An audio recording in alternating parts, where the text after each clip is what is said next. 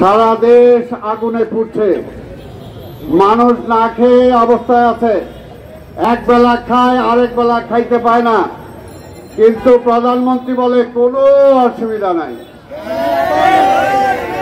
বলে কোনো অসুবিধা নাই, বলে গরমও নাই, চালের অভাবও নাই, জিনিসপত্রের দামও বাড়ে নাই, খুব ভালো আছে মানুষ। তবে শোনেন, কারণটা হলো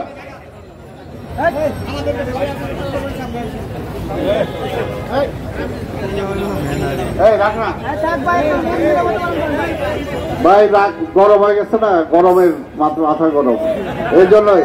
তাই আজকে কোনোটাই তাদের গায়ে লাগে না, কারণ সারাক্ষণ এসির মধ্যে থাকে, আর সামনে পিছনে যে বাহিনী থাকে জনগণে তো দেখেই না, জনগণে দেখে, কোন রিক্সাওয়ালা দেখে, কোন কৃষক শ্রমিককে দেখে না। যখনই তাকায় তখনই দেখে জেনারেল, যখনই তাকায় তখনই দেখে পুলিশের আইজি, যখনই তাকায় তখনই দেখে মোটা তাজা আওয়ামী লীগের ওই মুজিব কোট পড়ার নেতারা।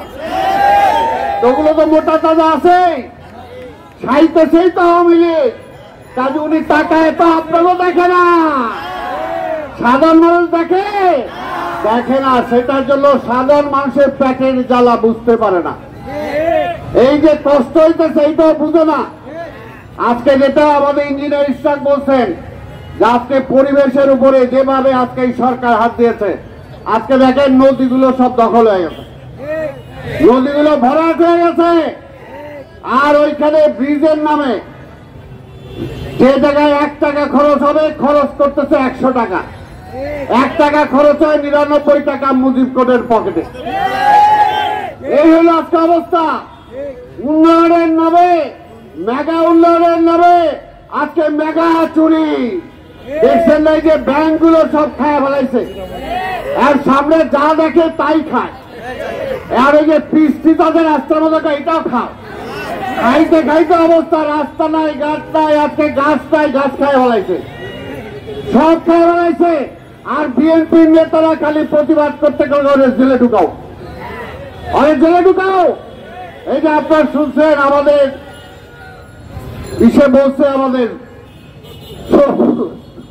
সপু বলছে লালবাগ, বৃহত্তর লালবাগে সেখানে নেওয়াদের সাথে আরো অনেকে আজকে গ্রেপ্তার হয়েছে।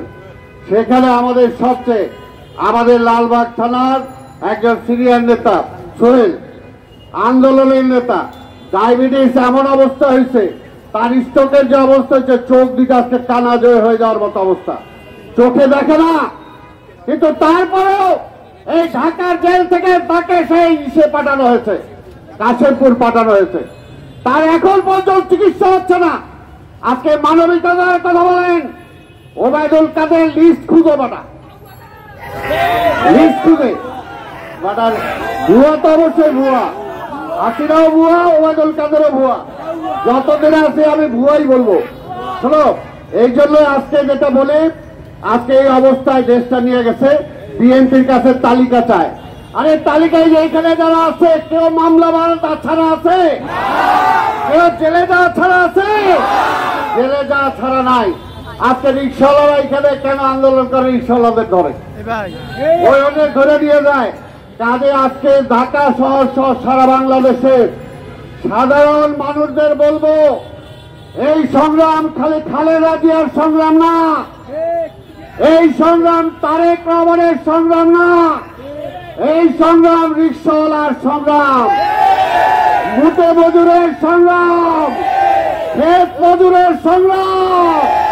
তাই সবাইকে বলবো, রাস্তায় আইসা আর কিছু পারি আর না পারি, হাত তুলে আল্লাহর কাছে তো একটা মোনাজাত করতে পারি আমরা, যে আল্লাহ, এই বিএনপি আমরা যারা করি, আমাদেরকে রাস্তায় নামতে দেয় না, রাস্তায় নাম দিলে গুলি করে মারে, জেলখানায় নিয়ে গেলে বিনা চিকিৎসায় মারে, জেলখানায় নিয়ে যাওয়ার পরে মারা যাওয়ার পরও সেটার কোনো বিচার হয় না, চিকিৎসা হয় না। আজকে এই অবস্থা থেকে আল্লাহ তুমি আমাদের জালেমের হাত থেকে মুক্ত করো, এই কথাটা কি আমরা বলতে পারি না? হ্যাঁ, বলতে হবে।